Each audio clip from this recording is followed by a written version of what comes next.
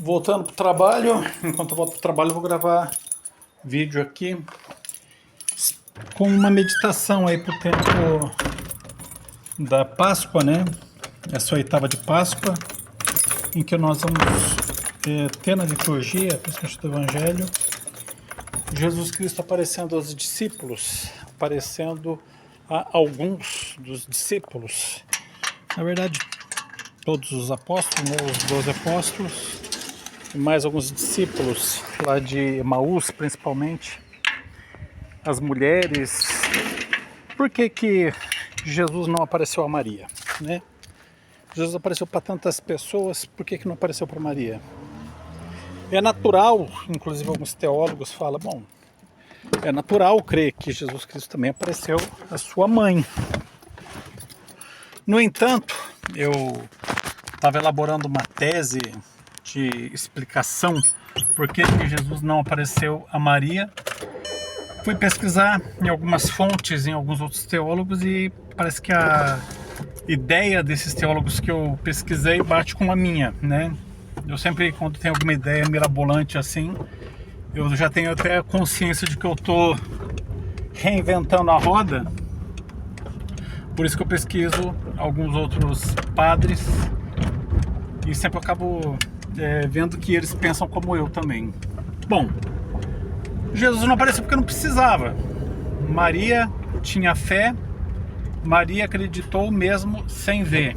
A fé de Maria foi maior que a fé de Abraão, porque Abraão ofereceu o seu filho em sacrifício, crendo que o seu filho não morreria. Mas Maria viu seu filho morrendo e acreditava e acreditou que ele ressuscitaria. Então, para Maria não precisou Jesus aparecer. Como assim precisar?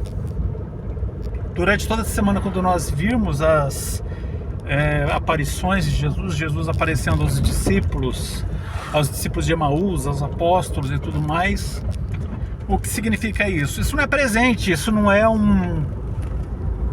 daí não é mérito, pelo contrário, Jesus Cristo aparece para reavivar a fé dos discípulos que estava já esmorecendo.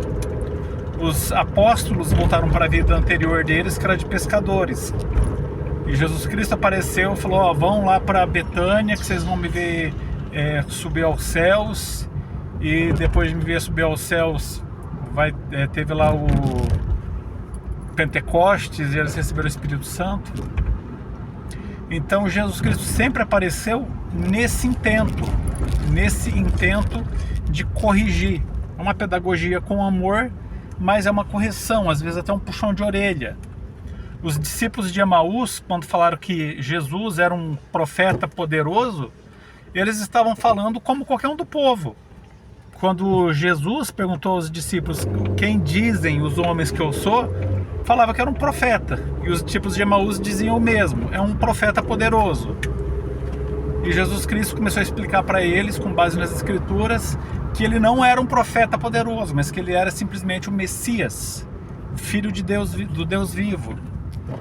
E tanto as duas Marias lá, Maria de Cleofas e Maria Madalena, quanto os apóstolos, os discípulos, ninguém reconhecia Jesus.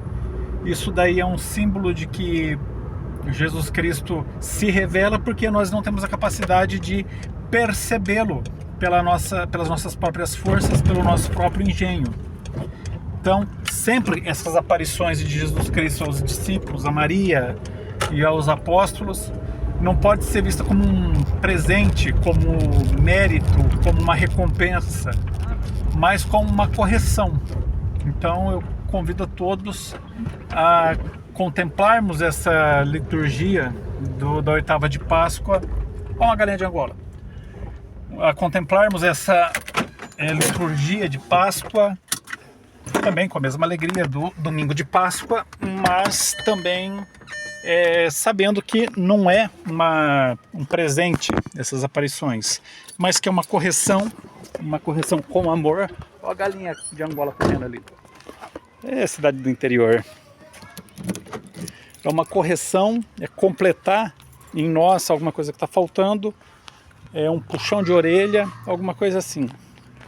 Então, e Maria não viu por quê? Porque ela não precisava dessa correção, ela não precisava desse puxão de orelha. Ela já acreditou mesmo sem ter visto. Então, feliz de Maria que acreditou sem ter visto, não precisou ver Jesus Cristo, ao contrário de Tomé, que acreditou só depois de ver e colocar o dedo na ferida de Jesus Cristo. Então, feliz aquele que acreditou sem ver, feliz Maria que acreditou sem ver.